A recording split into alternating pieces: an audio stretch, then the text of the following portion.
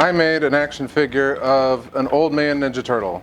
He's an old man, he's a Ninja Turtle, it's an action figure, it's articulated. It took a lot of trial and error, as you can see. A lot of people ask me about how I did all of these joints because I did it all by hand in Nomad on the iPad. So today I'm going to teach you how to do the shoulder joint. That joint right there, the shoulder. It is a two-part joint that consists of a pin and that, whatever you would call that. I don't know what you call that. Is that what, like a disc? I don't know what you call that, but that's what I'm going to do. It's also the hip joint on this guy, same joint. This one's much cleaner and prettier, so I'm going to use this for examples, but it's not really a great hip joint. Anyway, let's jump to it. I'm going to teach you how to make this, but first I'm going to say thanks to all my patrons while I clean up my mess here. The patrons support this channel, they support me, they help keep me inspired to keep doing this stuff, to keep sharing this information, and most importantly, their contributions help pay for my side project, the controller project, where I make game controllers for people with physical disabilities. Let's get into it. So if we look at our Ninja Turtle, let's inspect just this joint here. If you're unfamiliar with Nomad, sorry, I'm going to go a little bit fast. If you want to learn all the basics, I highly recommend that you check out Southern Graphics, I think is what it's called. Glenn Southern, I think is his name. I'll put a link to it down below. Great tutorials on Nomad will get you started and will get you navigating. But this is how we're going to look at this. So I'm going to navigate up here. I'm going to start hiding everything that is not this shoulder. I could go into solo mode, but I actually want two pieces here, and I'm not smart enough to be able to do all of that intelligently. Whoops. So shoulder, there it is. So we can hide everything else. And now we just have our shoulder. We can see here, our shoulder is two pieces. Now we're going to ignore this piece down here, even though by the time we're done, you'll know how to make that two, more or less. Actually, this is really messy. So what I'm going to do is I'm going to switch to the thigh joint. So let's bring that back in, hip and leg, and let's come down here and look at this. So this is much, much cleaner. Let me hide the other ones. The shoulder and the shoulder pin are hidden, and now we have the leg and the hip. Okay. So we can see here we have these two pieces that interlock together, and it looks complicated, but it's really not. Really, the most difficult part of this is that you are going to have to be making lots of copies of things and trying to keep them straight in your mind as to what they are. But here are, as I said, the major components. You have this piece here, which rotates, and then this outer piece, which fits around it, and this is all a ball that fits into a socket here. So what we have to create are the holes for everything to fit in that are precisely fit, the shape that's going to fit into those holes, and this division here. Okay? So let's do this with something simple like a square, a block. So here we can see this is the same thing, but it's kind of loose and wiggly. But this is the same thing. This central piece, an outer piece that connects to it, a hole that fits tight, so it fits together. So let's make this in Nomad. All right, we'll go to a new scene here. Now in Nomad, one of the important things to remember is that your units are in millimeters. So we need to start with something that is a decent size if you're going to be 3D printing this in the first place. Let's delete this sphere and let's add a box. And when we come down here to the size, right now it's 1 millimeter on all sides. That is nowhere near big enough. Let's do 25 millimeters on all sides and then zoom out. This is really large for Nomad, so it's admittedly kind of confused. So now we have a box I'm going to validate this. If I go to my settings here and look at wireframe, you can see this is a pretty dense box. I didn't specify anything on it. I probably should have. This is too dense, actually, and it will probably crash Nomad, but if it does, I will start over and reshoot all this and pretend that I didn't even screw up. But look how dense that is. That should work just fine. We'll find out. So you're going to need a box. That's our shoulder. We're going to need a sphere to determine this here as well as this shape here. So let's create a sphere. We can see here that the sphere radius is 0.5 millimeter. Let's just start. Let's go to 20 millimeters. Oh, yeah. All right. So that's a huge sphere. We're going to shrink that down. And let's look at this. Does that look about right? I don't know. We're eyeballing it. This isn't CAD. We're not being exact. The fact is there's no specific exact amount that this has to be nestled in. If we look at the shoulder here, we can see there's barely any ball there to it.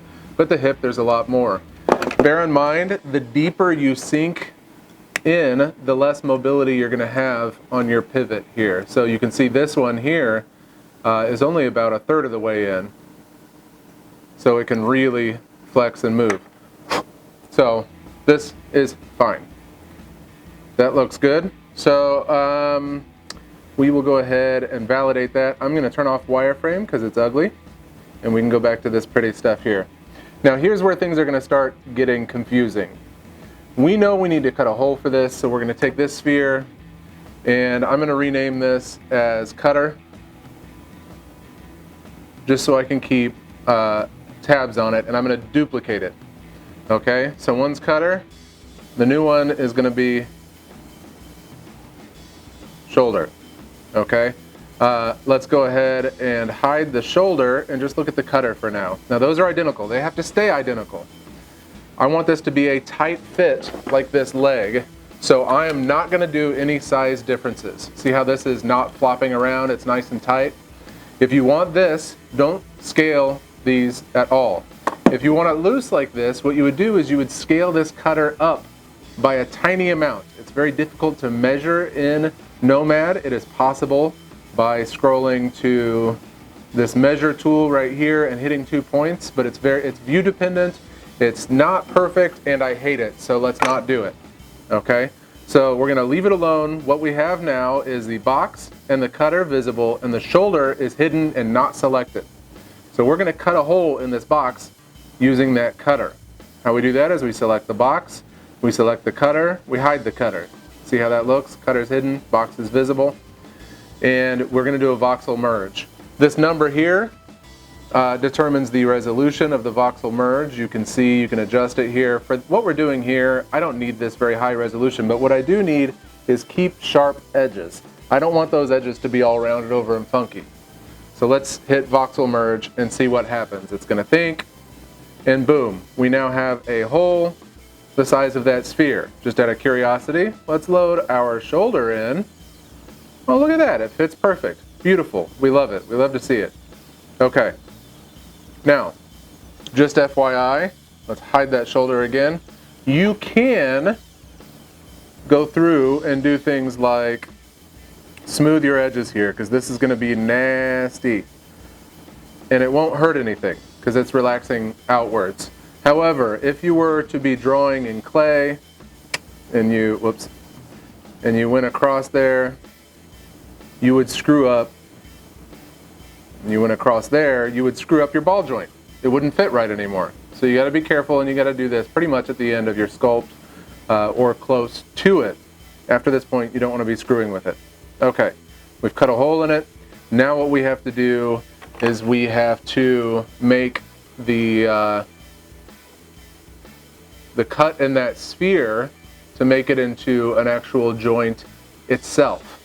So let's bring our sphere back and let's go to our left view. Now here's a tip whenever you're going to be doing these cuts. You go to your left view, you go to your camera. Sorry, maybe not your camera. There it is, your camera, and you choose orthographic. You want orthographic right here because if you do perspective, it warps it by perspective. Orthographic makes it straight on. I might have that backwards, but it looks right, so I think I have it right. Anyway, what we're going to do is we're going to cut this sphere. Believe it or not, I did this whole thing by eye using the trim tool. What I tended to do was to make a duplicate, just in case I screwed it up, and I hide it. So I've got this shoulder selected here, the duplicate's hidden. With the shoulder selected, I'm going to choose the split tool. I'm going to come over here to line, and I'm just going to choose about a third of it, and I'm going to try to make that line vertical parallel to this square. And then I'm going to do the same thing over here. Whoops, I got to select this one and now do it. Now you might be asking, what if you screw up and you don't get those precise enough that this is going to roll smoothly? I did it by eye for this whole thing and it worked. You just, as long as it's close enough that it looks pretty. Whoops, we select view to get off of that so we can look around. So now we have 3 separate objects. Oh, it's going to auto-save here. I'm just going to say okay. Yes, okay. All right. So now we have 3 separate objects, and we want to combine.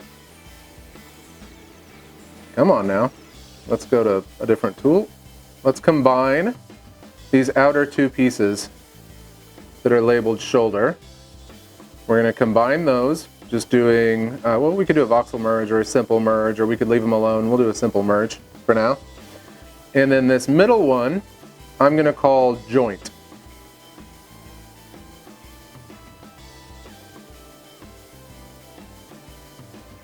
Now this actually is going to serve another purpose here in a moment. So let's make the rest of this shoulder here. We're going to make, we need this part here. We're going to make a box.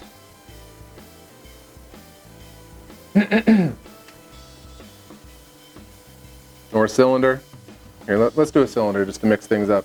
You could put in a size, or you could just eyeball it, scale it up, whatever.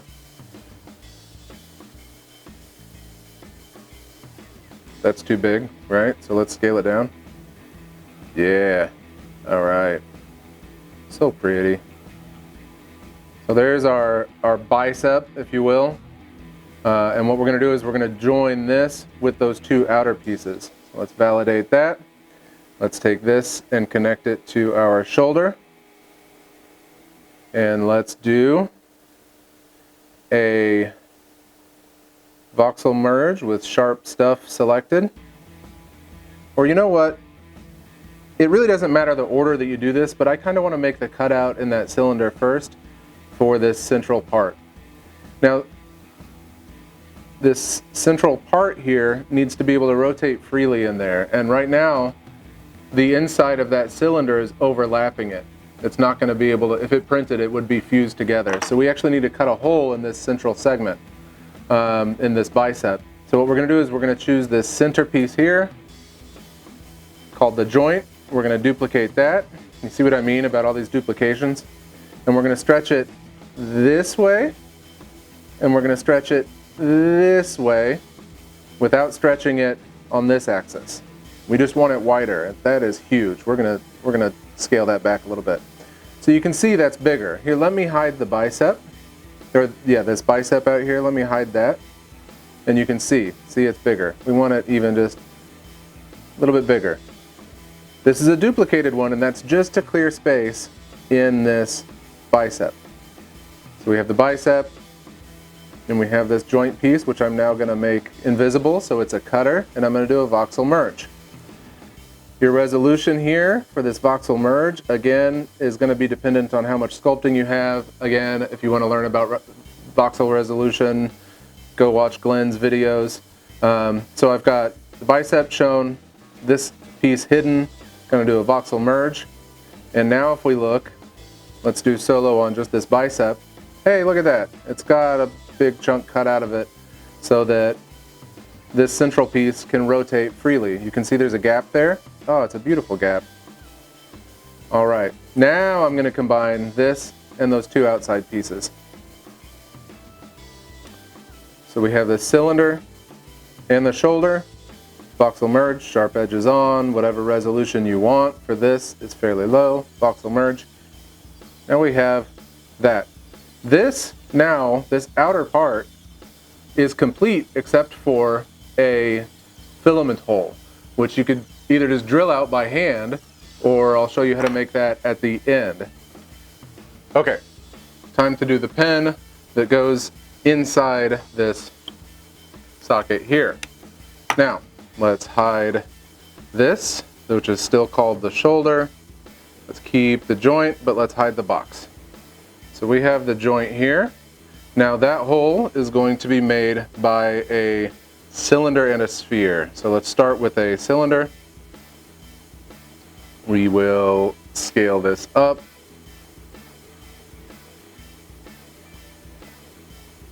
For those of you that do things exact, I know this is torture. Let's go to the front view. And then let's bring it in here. Let's say this is too fat. All right, and I want it fatter actually. Yeah, this one's gonna be chunky. All right, so we'll go to the top view here. We'll move it a little bit so it's at least close to centered. That looks good. All right, so let's make the sphere that goes on the end. Now you might be wondering why and what the heck and what's going on, and I will tell you. This sphere at the end is the nub. You can barely see it there, but there's a nub that allows this to go in. You can see it better on this one. That allows it to go in and snap into place and hold there. You don't want that nub to be bigger than like maybe a millimeter at most on a big one. But you know what? I'm not measuring it. I'm just looking at it here. So let's just look at this sucker here, right? We don't want this to be too much bigger than the cylinder. That looks fine to me. So I'm going to combine the cylinder and this sphere.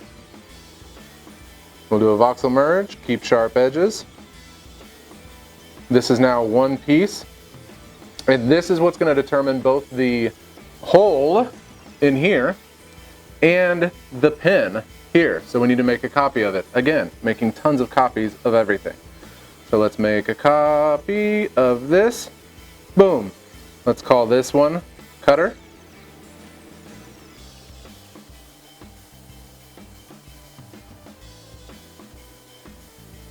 And let's select it. And then let's hide the one with no name. And then let's bring our box back, because we're going to just go ahead and cut this into our box and unhide that. Okay, now just so you can see what's going on, I'm going to hide this. No.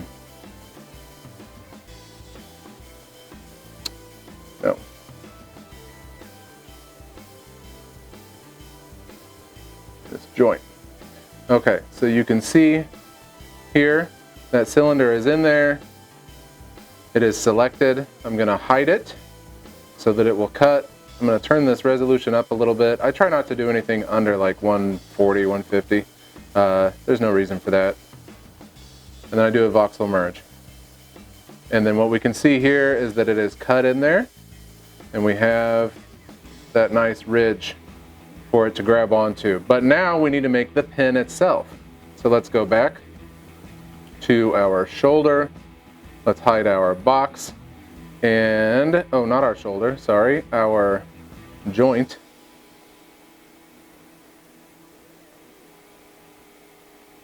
So we're going to hide our box. So here's our joint, all lonely. We need to go to the cylinder that was a duplicate. Okay, this is going to become our pin. Oh, whoops, I messed up. See that? That shouldn't have been there. That's going to mess things up a little bit. When you do this, be sure to check and make sure you're not doing that. Make sure it's centered. But for the sake of this video, we're going to pretend that didn't happen. It's actually not that big of a problem whenever it comes down to it. Actually, I'll show you how to fix that right now, just for this example.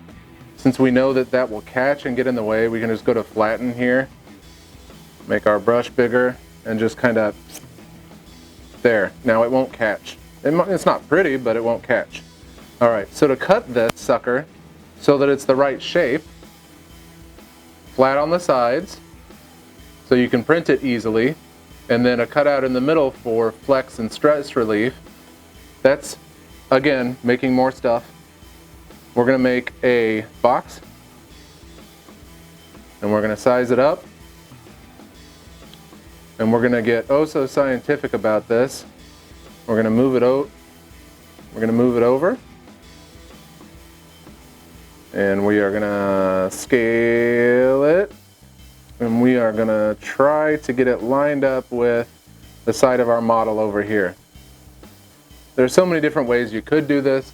This is just the way that works fastest for me, right? So this looks like it's going to work if I make it taller. What we're going to do is we're going to use this to cut the side off. But before we do it, we're going to duplicate it. And we're going to move the duplicate over to the other side. All right, let's look at the top here and see if we've got this lined up. Man, I got that circle way off center, that sphere, I mean. Okay, so now we got these two boxes here. All we got to do is we got to hide these two boxes, select them, and select our cylinder and do a voxel merge, and it'll cut the sides off, just like everything else we've been doing. Let me just get a top view here so you can see it. And we've got, again, we've got these boxes selected and hidden, the cylinder selected, voxel merge with keep sharp edges turned on, and blammo. We're almost there. Except if you jam this in there, there's no flex to it, so it wouldn't fit very well. You'd have to really, really slam it in there, and there's a good chance it would split this outer one. So what we're going to do is we're going to cut relief in it. There's a lot of ways you could do this. If you want it to be really pretty, you could use another box to cut out the inside. But you know what actually worked really well for me is you get it like, oh my goodness.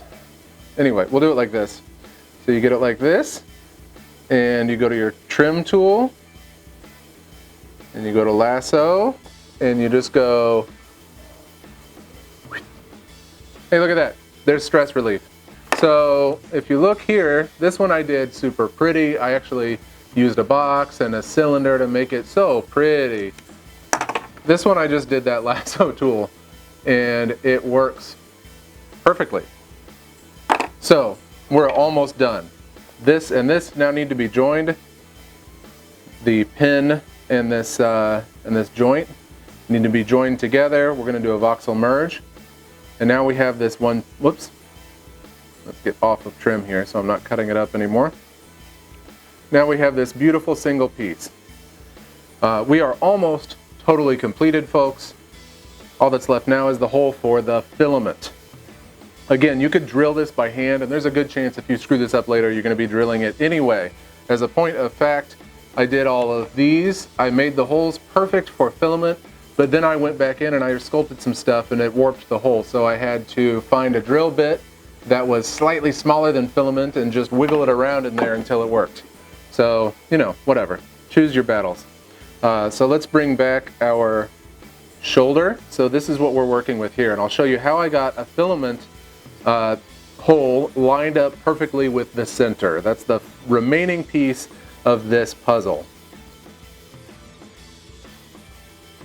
Duplicate of a sphere here. Let me just go here. We want to cut a hole directly through the center of this sphere. What we do is we create our cylinder that's going to be our filament. We make the radius 1 millimeter, which makes it a 2 millimeter diameter. We make our length something long that we know will stick out both ends, right? And we want to line it up to this sphere. If any of y'all know a more automated way, let me know. But right now what I can do is I can tap back and forth and I can see by looking at the gizmo that this needs to move over a little bit. That's pretty close. Now let's look at it from the front. So it needs to move down. That's pretty close. We can go at an angle. You see how the gizmo, I'm looking right here at this line on the gizmo. and you can see how it stays. Oh, it looks like I need to move over a little bit.